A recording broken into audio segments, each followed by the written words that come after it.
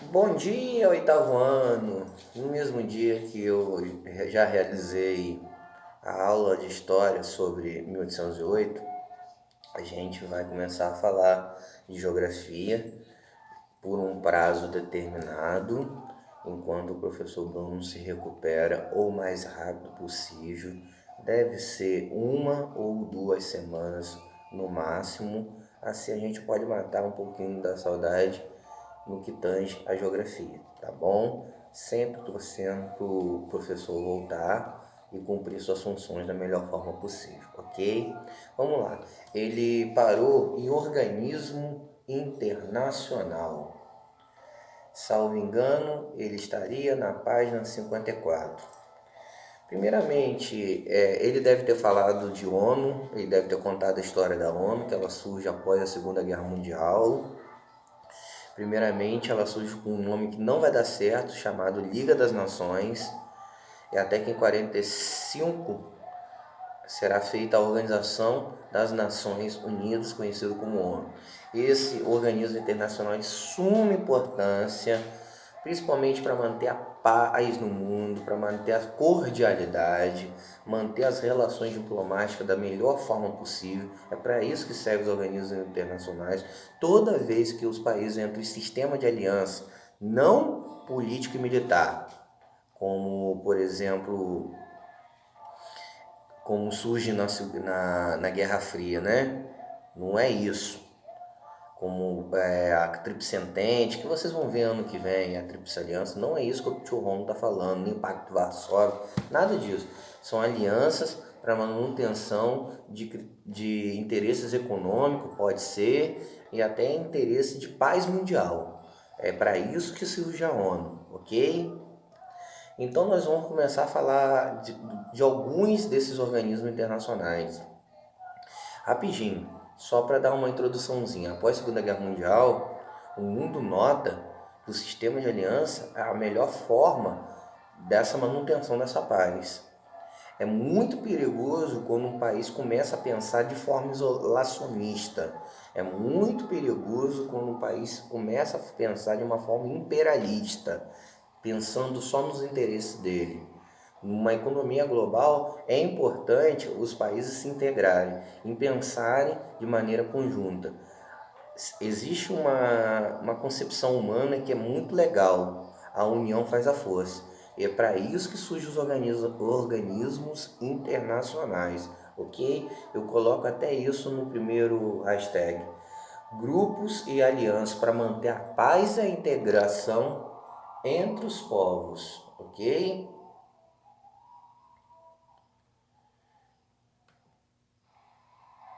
Para manter a paz entre os povos, ok? Muito importante isso. Sustentabilidade, olhar questões ambientais, você tem que pensar de uma forma única, né? Una. Todavia, que um país sempre pensa diferente em relação ao outro. Isso é inevitável. Mas o que existe para o pensamento individual? A diplomacia, a boa conversa, ok? O mundo não pode repetir os erros que aconteceram na Primeira e Segunda Guerra Mundial. Apesar dos conflitos na Síria, apesar de conflitos na África, que são barbáries, o mundo nunca mais teve aquela dimensão de guerra. Muito por causa dos organismos internacionais. Eu queria deixar esse recado. Primeiro organismo que nós vamos estudar: Organização de Cooperação e Desenvolvimento Econômico, também conhecido como OCDE. O Brasil não faz parte da OCDE, é o clube dos países ricos, entre aspas, tá?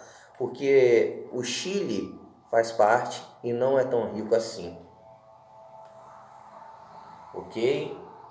Outro país que faz parte e não é tão rico assim, eu vou acabar de falar para você agora.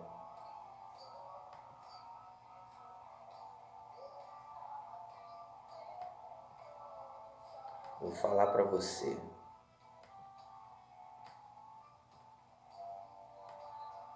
Pode acreditar, o México também, que não faz parte das 7 maiores economias do mundo, também está presente.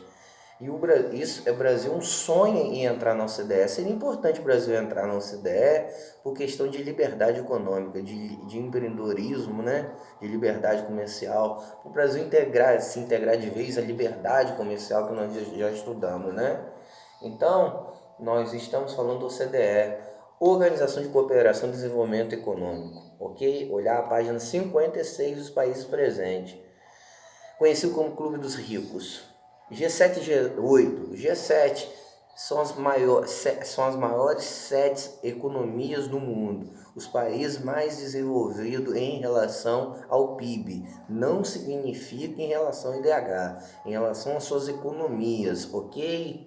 São as 7 maiores economias do planeta: Estados Unidos, China, Alemanha, Inglaterra, França e Itália. Sim, a Itália entrou e países como Austrália, China e Canadá não estão. Olha a distorção, olha a discrepância, ok? Pensou até em falar em G8 por causa da Rússia, mas a Rússia, por questões de fronteira com a Crimeia, sempre entra com problema com a Ucrânia, foi retirado. São 7.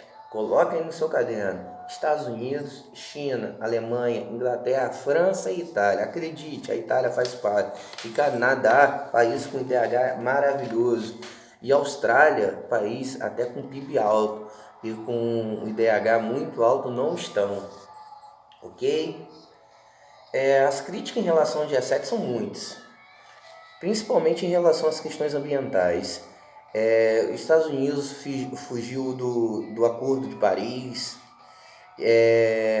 A desobediência no que tange às questões ambientais, as teorias negativas em relação ao aquecimento global, esses países desenvolvidos que têm um capitalismo pujante, até mesmo selvagem, eles alcançaram um grau de desenvolvimento, um patamar tão alto, que negam até que às vezes tem que relativizar esse desenvolvimento por questões ambientais. Se você destrói os ecossistemas e os biomas, se você destrói o planeta, você não precisa de tanta riqueza, porque isso não vai valer de nada.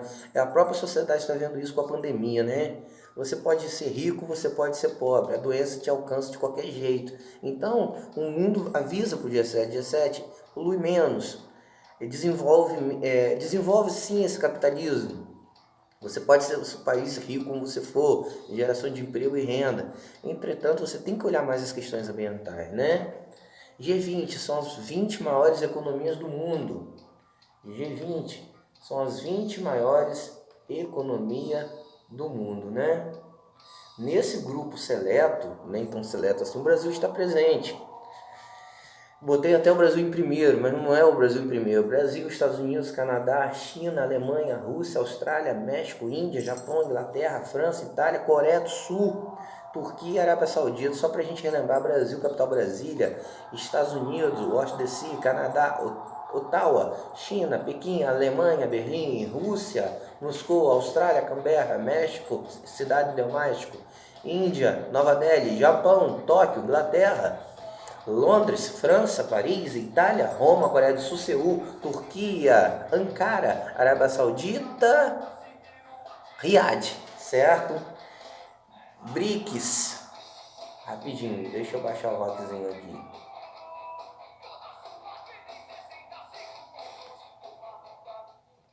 Deixa eu baixar um pouquinho, isso. Vamos lá, BRICS, os grupos emergentes. A gente vai falar isso mais na próxima aula. BRICS, anota aí, grupos emergentes, ok? Valeu, fique com Deus, que seja breve, que o professor Bruno volte o mais rápido possível.